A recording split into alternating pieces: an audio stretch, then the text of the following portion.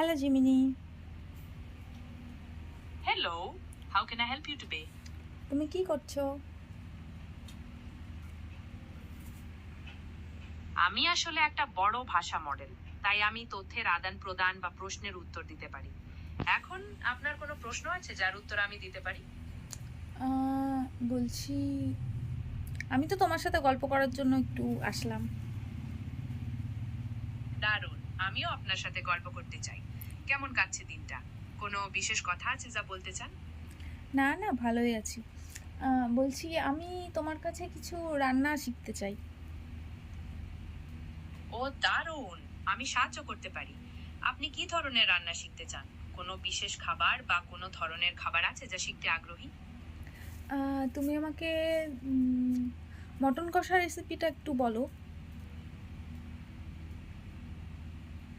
Mutton কষা বানাতে প্রথমে মাংসটা ভালো করে ধুয়ে টক দই, লবঙ্গ, এলাচ, দারচিনি, তেজপাতা, আদা রসুন বাটা, হলুদ, লঙ্কা গুঁড়ো আর নুন দিয়ে ম্যারিনেট করে রাখতে হবে অন্তত 1 ঘন্টা। এরপর কড়াইতে তেল গরম করে তাতে পেঁয়াজ কুচি আর চিনি দিয়ে ভালো করে ভাজুন। পেঁয়াজটা বাদামি হয়ে এলে ম্যারিনেট করা মাংসটা দিয়ে কষাতে থাকুন।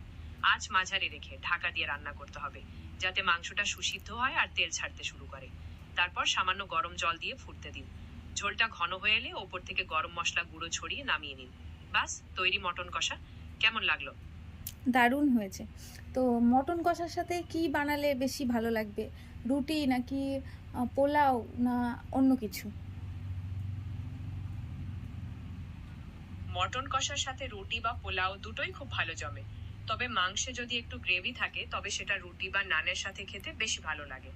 আর যদি একটু শুকনো শুকনো বানান তবে পোলাও বা জিরা রাইসের সাথে খেতে দুর্দান্ত লাগে। আপনি কোনটা পছন্দ করবেন? উম, নান রেসিপি তুমি কি আমাকে বলে দিতে পারবে? হ্যাঁ, নিশ্চয়ই। নান বানানোর রেসিপিটা আমি বলে দিচ্ছি।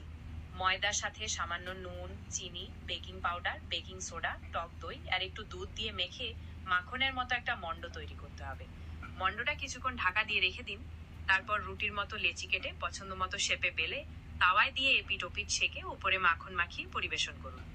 আপনি বাটার নান খেতে পছন্দ করেন নাকি গার্লিক নান? উম, দুটোই। তুমি তো দেখছি সব রান্নাই শিখে গেছো। তুমি এত রান্না কোথা থেকে শিখলে? আমি আসলে প্রচুর তথ্য নিয়ে কাজ করি, যার মধ্যে অনেক রান্নার রেসিপি বা কৌশলও আছে।